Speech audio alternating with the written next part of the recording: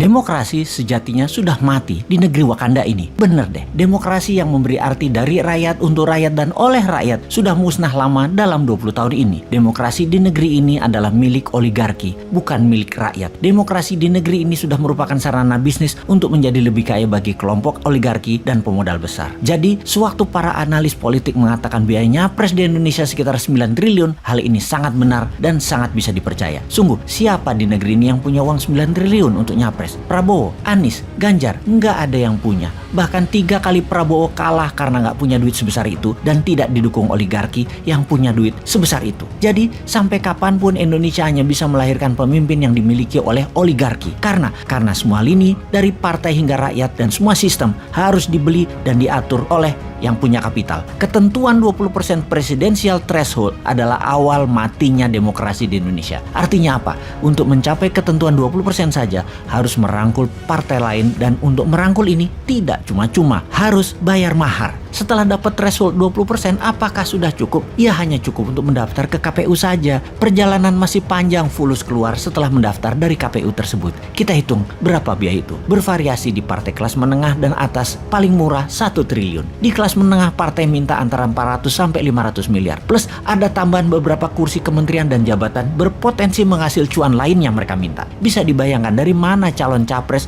untuk bisa membiayai mahar partai kalau tidak mencari pemodal. Di sini Indonesia akan selamanya dikungkung oleh oligarki jika ketentuan presidensial threshold tidak 0%.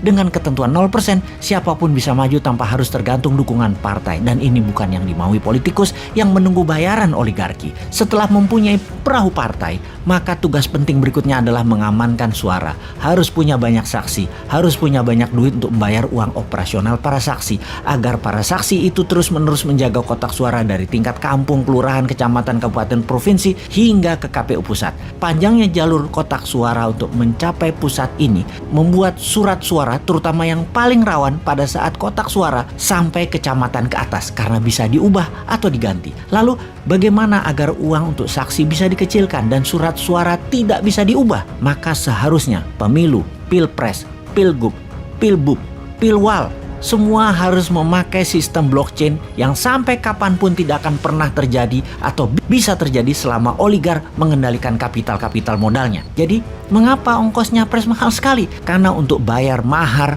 partai, baik partai yang akan jadi pelengkap persyaratan 20% dan juga kolaborasi partai pendukung. Kemudian pos kedua adalah membayar saksi. Pos ketiga yang juga perlu dana besar yaitu untuk sosialisasi dan memframing, seperti membayar pengamat untuk menggiring opini, membayar lembaga survei, membayar iklan terutama iklan TV, membayar konsultan politik, membayar buzzer, mencetak kaos dan berbagai atribut baliho, bendera dan lain sebagainya, serta biaya-biaya posko. Di pos berikutnya yang perlu dana besar untuk membeli suara rakyat adalah di pedesaan. Satu suara itu sekitar 30 sampai 100 ribu rupiah per kepala, dan ini ada bandarnya. Biasanya sang bandar akan menghitung suara di mana yang bisa dan mudah serta murah untuk mereka beli. Sekarang di tahun 2024, siapa capres yang punya 9T? Satu pun nggak ada. Sekali lagi, yang punya duit triliunan itu hanya oligarki. Bayangkan, satu oligarki bisa modali antara 2 sampai 3 triliun selama nantinya kebijakan pemerintahannya akan menguntungkan mereka, yaitu balik modal plus laba. Ya bayar 9T itu.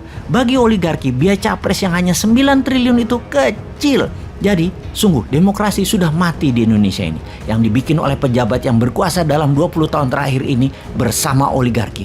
Juga, mulai sekarang kita bisa jelas melihat yang anti threshold 0%, mereka adalah yang anti demokrasi dan mereka adalah agen oligarki apapun alasan mulutnya mengatakan. Singkatnya, mereka antek oligarki. Kalau benar mau demokrasi menang, jadikan threshold 0%, pastikan blockchain sebagai hitungan alat suara, lalu menangkan New Mind di 2024 karena Bosman tidak akan terbeli oleh oligarki. Di kantongnya ada 11.000 triliun.